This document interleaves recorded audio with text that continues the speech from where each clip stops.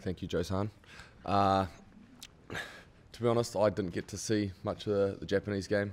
My fiance's over and we'll use the opportunity to head out for dinner, but it did blow my mind that on the walk to dinner, majority of restaurants or bars had the game on, and there's people crowding out on the streets watching. So she was trying to hurry me along, and I was parked up outside some of those bars, keeping an eye on and using the Tribe app to keep up to date as well. But overall, I think they've shown the world that they're a truly top-tier competitive nation, and the brand of rugby that they're playing is exciting, and they should be really proud. I know you like to keep regularity in Test match weeks, but how different is it for a World Cup semi-final? Yeah, it's awesome. We after putting everything into last week, I think everyone was really deliberate with their time yesterday and using it to sort of decompress,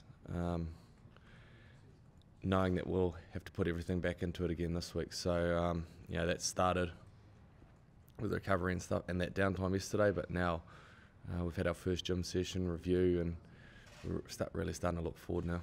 So it's just the exciting feel of where we want to be.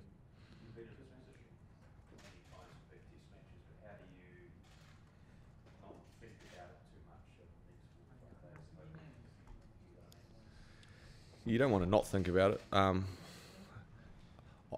found it harder last week when we had a couple of spare days after the typhoon. Once the week structure, the structure that we're so used to, and know that you have to go through and tick certain boxes with your preparation, sort of calmed me down a wee bit, and knowing that once I get through those things, leave no stone unturned, you can take confidence into a game, knowing you've done those things. So it'll be exactly the same this week. We've got our weekly structure and the different work that we need to get done, all different facets, and I suppose that lets your mind focus on the things that are important each day, and then when you get to the kick-off, you should be in a good spot.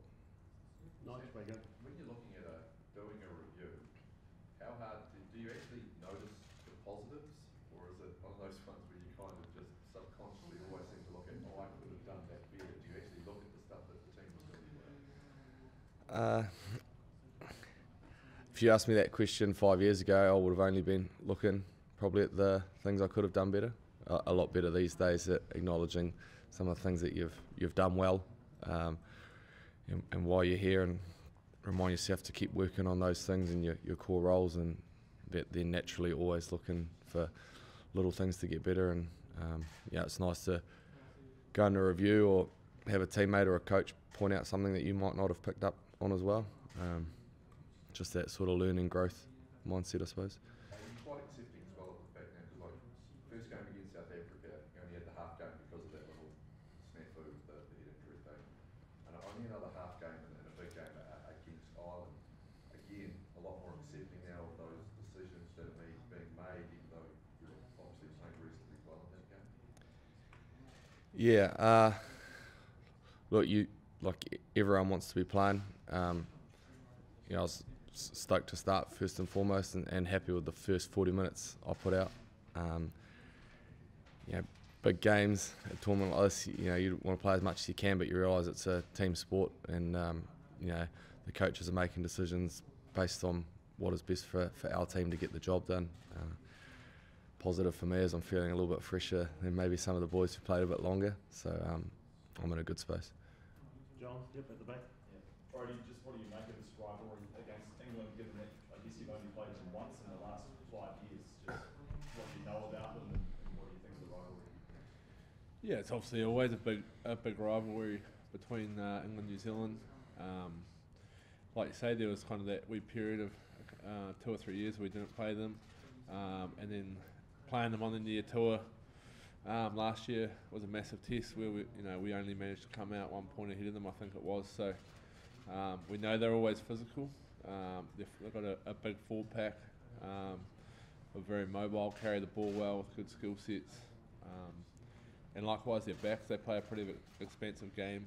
I've only seen a little bit of what they did against Australia, but you know they've got great skill sets and attack with a lot of variations. So that's where we're going to have to be on our game come the weekend. Jamie, sorry, John. Sorry, Jamie, we'll come back to you, John. Sam, is it? I'm starting to feel a little bit familiar to 4 years ago. You know, you guys had a tough game for a start, but then with respect to the other four opponents, a bit of a soft time there, and then quite a bogey game for the quarterfinal. Do you feel that a little bit?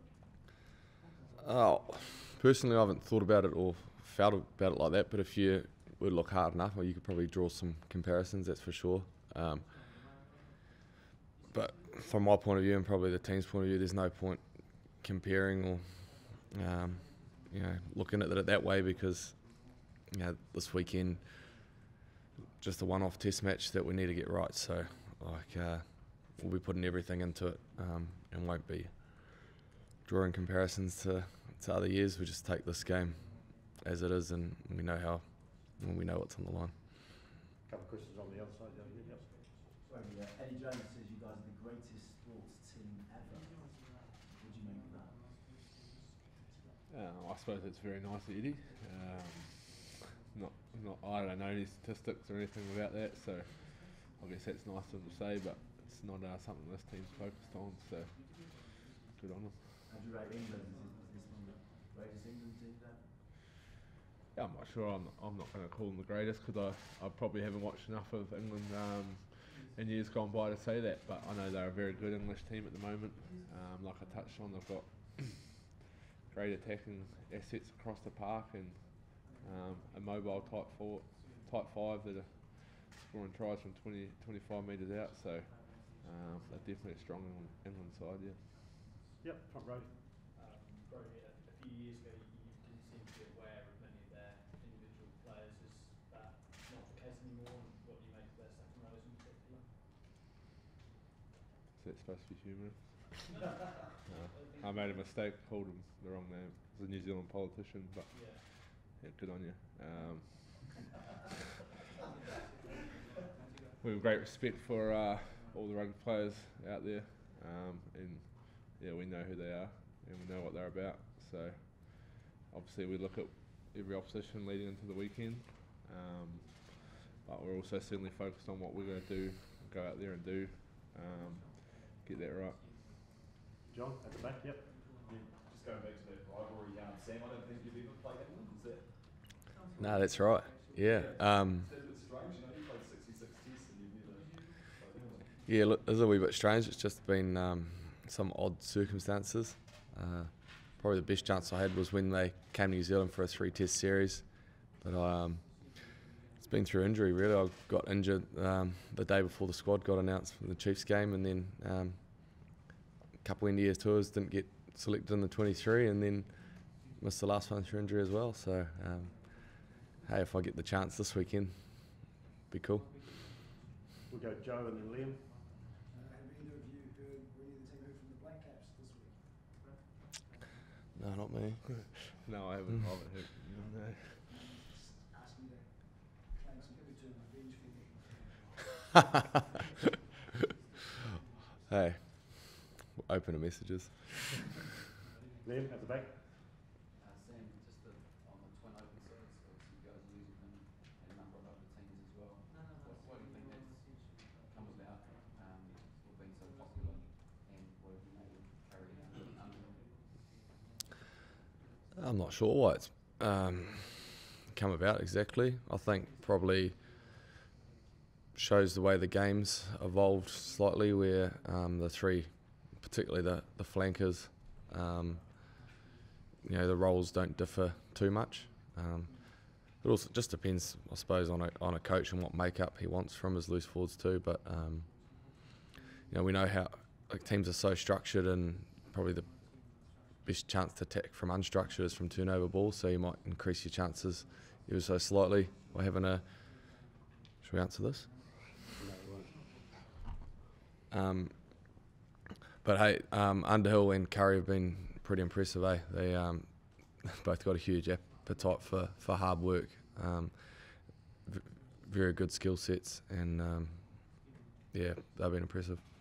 We'll take, sorry, Lee will take Mark and then Richard. Brodie, unlike Sam, you have got plenty of experience against England. I think you've played 7 times, 6 wins, 1 loss. I'm thinking that you remember the loss maybe more than the wins, and I just wonder what stands out to you from those games about England, about what you can expect this weekend. Yeah, no, I remember the loss pretty well, and the one thing that stands out from that game was the physicality that they turned up with, and just strong ball carries, and yeah, I just remember the physicality at ruck time was huge. So I think, like any team, that who turns up front and wins that physical battle generally comes out on top. So I'm guessing no doubt it'll happen again this weekend. Richard? Just a quick question to Sam. Can you give us your assessment, please, just with you and Artie working in new roles? Is it continuing to evolve? Do you think you've got room for improvement? Yeah, I'd love to think we've got room for improvement, absolutely. Hey, it's been working well. Artie's been working really hard on some of his set piece work, which a 6 is required to do a little bit more. But pretty much, bar the set piece, our roles are pretty interchangeable, whether that's attack or defence. You're obviously just doing your role. So, I think we've definitely got room for improvement, but things have been going all right. Just on that point, just one more, Joe. Has it surprised you how well you've gelled, given that you had a short time to come together? Not really when I think about the hard work that we put in at training, all the little catch-ups we have to make sure we're singing off the same song sheet. So, and I mean, Artie's a special player in his own right with a pretty special skill set, which we've already seen him. We all 3 lose 4 positions in the All Black jersey, so chance it not really. Yep, Nick, over here on the front row. Brodie, this is the first knockout game between these 2 sides for 95 or something. Does it feel like it's been a long time coming, this kind of match, and do you have any recollections of that? Yeah, I guess whoever's involved in the knockout is a huge. I guess like being here in 2015 and heading into this stage of the tournament, it was unknown. It was the first time heading into a semi-final. Could take a little bit of comfort in knowing what's ahead, but we got to focus on what we do and make sure we can turn up with the right attitude to go out and perform. I've never seen the 95 one, but I'll be doing everything in my power and this team's power to go out and hopefully come out on top. Sorry, did you just say you've never watched the 95 semi-final between the All Blacks and England? Yeah. Did you much backline play, was it just Just I never have either. Just watched highlights of Jonah, obviously, but There's a very famous drop goal by number 8 in that one. Brodie, I know you back yourself, if the opportunity arose. You'd surely love to replicate what Sydney did, wouldn't you? he's no good past 40 metres. I might have to go back and watch it now. Yep, Patrick at the back. Brodie, I think you put in nearly 60 minutes after your 30 minutes in the previous game. How much do you think was a step up from that previous game, and do you think you can back it up again, maybe a little bit longer? Yeah, obviously, like to go as long as I'll go the full 80. It's sort of out of my control, but yeah, I was happy with the work I got through on the weekend. It was definitely a step up from the 30 odd minutes I'd had previously, but I just love being back out there and being part of that victory. Last couple of questions. We're done. Oh, Andrew with one. Sam, given what you've been through the last year or 2, what does it mean to you to play World Cups? I suppose a bit over a year ago I was unsure whether it was going to be on the cards, but like here now sitting in this seat, that's in the past. I'm not sort of sitting back and reflecting on what's been. I'm pretty focused on the here and now and preparing for a test match, and I'll be no different than anyone else now sitting here that grateful and excited to be in this position, and then just want to be making sure I'm doing everything I can to help us get the result we want. We'll wrap it up with Nigel and then one from Russ at the back and then we're done. Thanks, Nigel.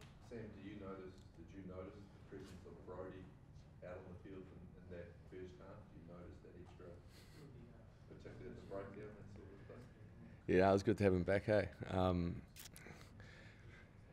Incredible, really. They goes 60 minutes like that after only 30 minutes against Namibia, to be honest. But he dominates the middle of the park, really. He owns that role and execute it really well. Sees pitches clearly and can take the ball to the line and put others in space. And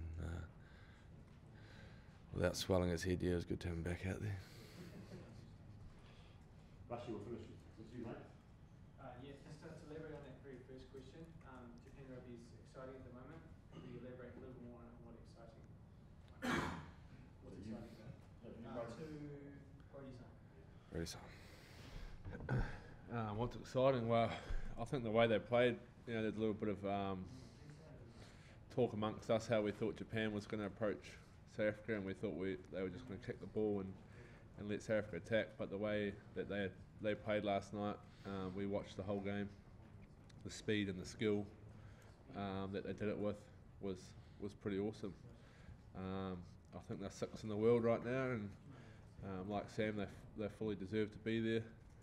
And I don't know, just from being here on the India tours and stuff, it feels like they've got a country in behind the game of rugby at the moment, with the support that we've seen and the people wearing their jerseys out on the street. So I think that's what we're all here to do, is inspire people and hopefully people to take up and participate in the game of rugby. So job well done to them. Thanks, everyone. Thank you.